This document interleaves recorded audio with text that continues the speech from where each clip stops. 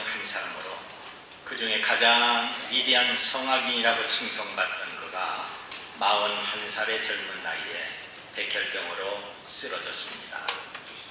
한참 오페라 공연을 앞두고 연습하던 가운데 그가 갑자기 쓰러져서 병원에 실려갔습니다. 그리고 아무 예고 없이 찾아온 백혈병이라는 이 죽음의 선고를 받습니다. 그런데 그는 절망하거나 슬퍼하고 포기하지 않습니다. 그에게는 다른 사람이 없는 믿음이 있었기 때문에 그런 겁니다. 죽어가는 극한 상황에서 그는 십자가를 붙잡고 하나님 앞에 기도하기 시작합니다. 주님, 저의 생명을 연장해 주시면 제 평생 주님을 위해서 찬송하고 헌신하겠습니다. 그리고 골수 이식 수술과 힘든 항암 치료를 받습니다. 정말 힘들고 고통스러웠습니다. 머리카락은 다 빠지고 손톱과 발톱도 떨어져 나갔습니다. 그런데 그는 자기가 하나님 앞에 기도한 대로 찬송과 기도를 중단하지 않았습니다. 마침내 하나님은 그의 기도를 들어주셔서 건강을 회복합니다. 그리고 자기의 기도를 들어주신 하나님 앞에서 자기에게 주신 어떤 새로운 사명이 있음을 깨닫습니다. 자기 자신을 살려주신 하나님의 뜻을 깨닫고 그는 자기의 모든 재산을 정리하면서 호세 카레라스 백혈병 재단을 만들고 그가 공연한 모든 수익금은 전부 이곳에서 병치를 위해 사용했습니다. 그에 그는 이런 고백을 했습니다. 때로는 아픔과 질병도 은혜가 될 때가 있습니다. 나는 백혈병을 통해서 나보다 남을 아는 사람이 됐습니다. 지금까지는 나만을 위해서 살았고 나를 위해서 노래를 했는데 이 병을 위해서 예수님과 다른 사람을 보게 됐습니다. 나는 이제 나를 위한 노래, 나의 인기를 위한 노래가 아니라 예수님을 말하면서 절망에 빠진 사람들에게 소망을 주는 인생을 살기를 원합니다. 그래서 나는 하나님을 찬양합니다. 죽을 수밖에 없는 병상에서 호세 카레라스는 그렇게 많은 믿음의 사람들이 소망하고 잡았던 십자가를 통해 새로운 삶을 경험하게 됩니다. 그런데 여러분, 이 십자가, 능력의 십자가는 처음부터 긍정적이고 좋은 것은 아닙니다. 십자가는 로마 시대 때 가장 흉악한 죄를 처벌하기 위한 잔인한 사형 도구였습니다. 그러나 예수님이 우리의 모든 죄를 다 담당하시고 십자가에서 죽으시고 다시 살아나심으로 잔인한 형벌이요 죽음의 상징이었던 십자가가 이제 영생과 구원의 상징이 됐습니다. 과거에는 십자가가 세워지는 곳마다 고통, 눈물, 절망이 있었고 끔찍한 죽음이 있었지만 이제는 십자가에서 생명이 나타나고 예수님의 부활과 권능과 하늘의 소망으로 변화가 되는 것입니다. 그런데 아직도 그런 예수님을 알지 못하는 사람이 있습니다. 아직도 모든 사람이 생명 주는 하나님의 능력, 이 십자가를 보는 것은 아닙니다. 십자가를 볼 때 다양한 생각과 마음을 가진 사람들이 있습니다. 먼저 십자가를 부정하는 그런 사람들이 있습니다. 죄인을 향한 하나님의 사랑과 자기의 모든 죄를 담당하시고 달려 죽으셨던 십자가와 예수님을 부인하는 것입니다. 한동안 옥스퍼드와 케임브리지 대학에서 학생들을 가르쳤던 C.S. 루이스 교수가 비서를 데리고 학교 캠퍼스 근처에 있는 무덤 공원을 산책하고 있었습니다. 그러자 비서가 교수에게 어떤 비문을 하나 가리키면서 선생님, 이 비문을 좀 보세요. 이 비문이 아주 흥미롭지 않습니까? 해서 비문을 보니까 이렇게 쓰여져 있습니다. 이 사람의 유언에 의하여 이렇게 쓰다. 갈 곳 모르는 무신론자가 여기 누워있다. 비서가 교수를 보면서 이런 비문 참 우습지 않아요? 재밌지 않아요? 하니까 교수가 말하기를 이 사람의 재미라니 그는 이제 갈 곳을 분명히 알지 않았겠나? 그런데 이미 너무 늦었지. 여러분, 이것이 무슨 말입니까? 살아서는 하나님의 사랑과 구원 주시는 예수 그리스도의 십자가를 부인하다가 이제 영원한 지옥에서 고통당할 걸 보니까 모든 것이 다 사실이었다고 하는 것입니다. 그런데 이미 때는 늦습니다. 시편 14편 1절 말씀 보니까 어리석은 자는 그 마음에 이르기를 하나님이 없다 하는도다. 그들은 부패하고 그 행실이 가증하니 선을 행하는 자가 없다고 했습니다. 여기 하나님이 없다고 말하는 무신론자를 가리켜서 성경은 어리석은 사람이라고 말합니다. 그렇습니다. 살아계신 성삼위 하나님을 없다고 부인한 사람이 어리석은 겁니다. 자기가 지금 어디로 가는지, 장차받을 형벌이 어떤 것인지 전혀 알지 못합니다. 지금은 자기 생각대로 말하고 자기가 원하는 대로 살지만 잠시 후에는 영원한 지옥에 울부짖고 있는 것입니다. 그리고 또 한 종류의 사람은 예수님을 인정하지만 믿지 않는 사람이 있습니다. 이 사람은 예수님이 십자가에 죽은 것을 압니다. 아는 것으로 끝나지 그분을 구주로 믿지를 않습니다. 이런 간증이 있어요. 어느 날 구세군의 창설자인 윌리엄 부스 목사님이 기도하는 중에 놀라운 환상을 봅니다. 자기가 십자가에 달린 예수님을 치고 본 겁니다. 그런데 누가 사다리를 갖고 와서 십자가에 올라가는 거예요. 그리고 예수님이 양손과 양발에 큰 못을 대고 사정없이 때린 것입니다.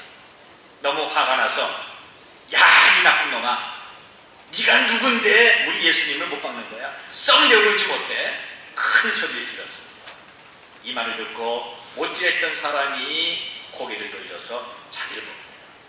그 순간 목사님이 너무 큰 충격을 받아서 자기도 모르게 비명을 질렀습니다. 십자가에서 예수님의 손과 발에 못을 박는 사람은 바로 자기 자신이었던 것입니다. 여러분, 예수님이 십자가에 못 박은 사람이 누굴까요? 빌라도입니까? 유대인입니까? 아니면 로마 병적입니까? 그 누구도 아니라 바로 나 자신입니다. 내가 예수님을 죽인 것입니다. 내 죄로 죄 없으신 예수님께서 고난당하시고 그분이 십자가에서 못 박혀 죽으신 겁니다. 그럼에도 불구하고 나를 향한 하나님의 사랑, 예수님이 십자가 죽음으로 우리는 새로운 생명을 얻었음에도 여전히 세상을 따라가고 자기 자신을 위해서 살고 있는 것입니다. 갈라디아 2장 20절 보니까 내가 그리스도와 함께 십자가에 못 박혔나니 그런즉 이제는 내가 산 것이 아니요 오직 내 안에 그리스도께서 사신 것이라고 했습니다. 여러분, 이제는 우리의 육신의 생각과 세상의 모든 욕심을 성령 따라 살면서 십자가에 못 박아야 될 것입니다. 그리고 날마다 새로운 사람이 되어야 될 것입니다. 반면에 예수님을 구주로 믿고 십자가의 능력도 믿고 사는 신실한 교우들이 있습니다. 오늘 우리는 이런 사람들이 되어야 됩니다. 나를 향한 하나님의 사랑에 날마다 감사하면서 오직 십자가를 가슴에 품고 사는 뜨거운 열정의 사람들이 되어야 됩니다. 중국 선교의 개척자라고 할 수 있는 허드슨 테일러, 세계 선교의 그 이름을 절대로 지울 수 없는 허드슨 테일러, 그는 십자가의 도우심과 능력으로 중국의 복음화에 앞장섰던 사람입니다. 그는 정말 오랫동안 중국에서 복음을 증거했는데 그가 십자가의 능력, 십자가의 신령한 것을 경험한 것은 선교사 초기도 아니고 중기도 아니고 인생 후반기입니다. 그동안의 선교사로 명성과 존경을 받았지만 그 내면에서는 심각한 영혼의 갈등과 괴로움으로 늘 목말라 있습니다. 그러다 어느 날 십자가를 설명하는 친구의 편지를 통해서 그는 하나님의 사랑을 경험하고 살기 바랍니다. 이제는 아무리 힘들고 어려워도 항상 기뻐하고 즐거워하는 그리스도인이 됐습니다. 자기가 선교사이기 때문에 의무적이고 기계적으로 일하는 것이 아니라 이제는 십자가의 능력이 자기 마음속에 뜨겁게 솟아오르는 것을 경험했던 것입니다. 십자가의 능력을 완전히 깨닫기까지는 자기가 하는 일에 정말 힘들고 감당하기 어려운 무거운 짐이었습니다. 자기의 힘과 능력으로 복음을 증거하며 예수님을 닮으려고 무던히 노력을 했습니다. 그런데 아무리 노력하고 애를 써도 너무 쉽게 좌절하고 절망할 수밖에 없는 자기 자신이었습니다. 그러다가 자기를 향한 하나님의 사랑에 그는 깜짝 놀랍니다. 십자가에 달린 예수님을 통해서 자기에게 하나님의 은혜가 주어진 것을 깨닫는 순간 너무 놀랍게 너무 쉽게 성령의 능력을 경험하게 된 것입니다. 이후부터 똑같은 일이야도 이전의 일과 전혀 달랐습니다. 오직 예수, 오직 십자가의 능력이 자기와 함께한 것입니다. 이것이 십자가의 능력을 경험한 성도의 신앙입니다. 오늘 우리의 신앙이 이런 신앙이 되어야 됩니다. 여러분, 오늘 우리는 과연 어떤 사람일까요? 내가 끝까지 예수님과 십자가를 부인하고 나를 의지하는 어리석은 사람일까요? 아니면 예수님도 인정하고 십자가도 알지만 믿지 않는 불행한 사람은 아닙니까? 나를 향한 하나님의 사랑을 믿고 예수님을 자랑하는 경건한 하나님의 사람들이 되어야 됩니다. 그러면 생명의 십자가를 믿는 성도의 삶이 어떤 삶이 되어야 될 것입니까? 여기 18절을 보니까 십자가의 도가 멸망하는 자에게는 미라는 것이요 구원을 얻는 우리에게는 하나님의 능력이 됨이라고 있습니다. 그렇습니다. 생명의 십자가를 의지하는 사람은 내 능력이 아니라 하나님의 도우심과 하나님의 능력으로 사는 것입니다. 여러분, 이 힘든 세상에서 내 능력과 내 지식과 내 방법으로 살겠습니까? 아니면 나의 미래 인생을 다 아시고 인간의 생사와 화복을 주장하시는 하나님의 도우심과 그분의 능력으로 살겠습니까? 여기서 우리의 선택은 아주 간단하고 단순한 것입니다. 십자가에 달리신 예수님을 나의 구주로 믿도록 하십시다. 십자가에 달려 죽었지만 다시 사신 예수님을 나의 구주로 믿도록 하십시다. 그러면 하나님의 사랑을 알고 십자가의 능력도 경험할 수가 있습니다. 사도 바울이 아데네에서 복음을 전할 때 그것 사람들이 너무 심각하게 반대를 하고 비웃으며 이렇게 말합니다.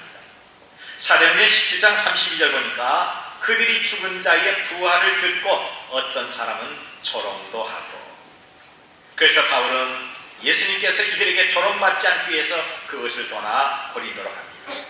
그러니까 우리가 생명 주는 십자가를 전한다 할지라도 사람들이 다 받아들이는 것이 아닙니다. 때로는 처참한 박해와 실패, 때로는 조롱을 받기도 합니다. 그런데 사람의 마음에 뿌려진 복음의 씨앗은요 어느 순간 싹이 나고 자라게 될 것입니다. 그래서 그 사람을 변화시키는 것입니다. 여러분, 이것은 우리가 하는 것이 아니라 하나님의 능력이라고 하는 겁니다.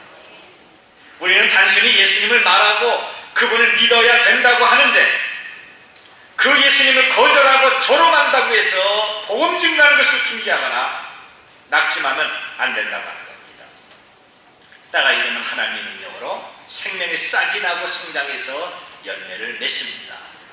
그동안에 지난 겨울에 얼마나 추웠습니까? 찬바람이 불었고 오바에다가 두꺼운 옷을 입기도 하고 어깨에 움츠려 있면서, 그런데 어떻습니까? 어느덧 그 찬바람, 찬기운은 다 물러가고 지금은 꽃이 피고 있지 않습니까? 때가 되면 모든 것이 물러가고 새로운 것이 우리에게 주어지게 되는 것입니다. 아덴에서 실패한 바울은 너무 실망하고 고린도에 조용히 와서 이제 복음 증거할 생각도 하지 않고 자기의 원래 직업인 천막 만드는 일에 열중합니다. 그런데 하나님은 그를 잊지 않습니다. 우리가 실망하고 낙담하고 절망해도 그래서 하나님 없다고 하면서 하나님을 부인한다 할지라도 하나님은 절대로 우리를 잊어버리지 않습니다. 낙심하고 절망한 사도 바울에게 하나님은 바로 경건하고 뜨거운 브리스길라와 아굴라 부부를 만나게 하셨습니다. 그리고 마케도냐로부터 디모다 신랑을 또 보냅니다. 그런데 이상하게 가는 곳마다 꼭 방해하고 반대하는 그런 사람이 있습니다. 왜 지금도 이런 사람이 있지 않습니까? 우리는 정말 선한 일하고 자기에게 생명 주는 십자가를 증거하는데 반대하고 비웃고 멸시하고 욕하며 잘난 척하는 사람들이 우리 주변에 많이 있는 겁니다. 여러분, 이런 사람들은요 바울 시대나 지금 살고 있는 이 시대나 똑같습니다. 그리고 장차 예수님이 재림하시는 그날까지 있을 것입니다. 그런데 이런 것을 아시는 주님이 뭐라고 하십니까? 너 그만해라, 너 중단해라 그럽니까? 아닙니다. 사도행전 18장 10절 말씀 보니까 내가 너와 함께 있음에 어떤 사람도 너를 대적하여 해롭게 할 자가 없으니 이 성중에 내 백성이 많으니라 그랬습니다. 십자가에 달리신 주님이 저와 여러분과 함께하고 있습니다. 우리가 복음을 증거할 때 우리를 반대하고 대적하는 자들이 있지만 그들은 우리를 해롭게 할 수가 없습니다. 오히려 우리가 십자가와 예수님을 말하는 그곳에 구원 주시기로 예비된 하나님의 사람들이 있습니다. 그래서 우리는 여전히 복음을 증거해야 됩니다. 성경은 말하기를 십자가의 도가 멸망하는 자에게는 일어나는 것이요 구원을 받는 우리에게는 하나님의 능력이라고 했습니다. 그런데 구원주는 하나님의 능력을 전할 때 사람들은 어떻게 생각합니까? 여기 22절로 24절을 보면 유대인은 표적을 구하고 헬라인은 지혜를 찾으나 우리는 십자가에 못 박힌 그리스도를 전하니 유대인에게는 거리끼는 것이요 이방인에게는 미련한 것이오되 오직 부르심을 받은 자들에게는 유대인이나 헬라인이나 그리스도는 하나님의 능력이요 하나님의 지혜니라 그랬습니다. 여기 본문에서 강조되는 것은 십자가와 하나님의 능력입니다. 이 십자가와 하나님의 능력이 저와 여러분과 평생 우리와 함께 하시길 바랍니다. 유대인들은 자기 눈으로 보고 손으로 만지고 느낌 있는 어떤 표적을 구하고 헬라인은 자기가 배웠던 학문과 세상의 지식을 찾고 있지만 오늘 우리는 십자가에 달리신 예수님을 믿는다고 하는 겁니다.